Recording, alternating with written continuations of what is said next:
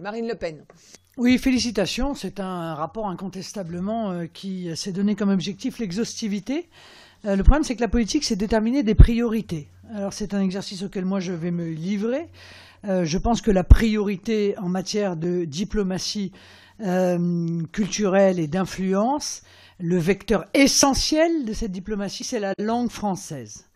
Et navré de vous dire que je suis obligé d'exprimer une protestation solennelle vis-à-vis de la véritable forfaiture qu'a constitué le soutien de la France à la candidature de Madame Mushikiwado, qui est cette ministre rwandaise qui a été désignée à la tête, grâce à l'aide de la France, de l'OIF, qui a exprimé à de multiples reprises sa haine de la France, un pays qui a fait de l'anglais sa langue d'enseignement et sa langue d'administration, qui elle-même a indiqué que l'anglais était une langue avec laquelle on va plus loin que le français. Sinon, le français au Rwanda, tel dit, ne va nulle part. Qui vient d'adhérer il y a quelque temps comme 54e membre du Commonwealth, qui, de surcroît, puisqu'on parle de culture, a juste détruit au bulldozer le centre culturel français il y a 4 ans de cela. Voilà. C'est à cette dame-là que l'on a confié le soin d'être à la tête de l'Organisation internationale de la francophonie avec l'aide de la France. C'est une véritable forfaiture. C'est une véritable honte pour notre pays.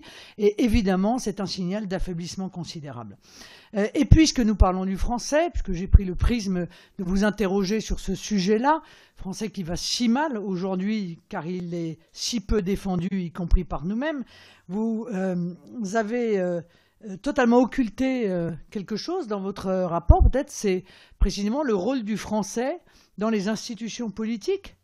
Moi, j'ai envie de vous poser une question. Les Anglais, les Britanniques vont partir à la suite du Brexit du Parlement européen.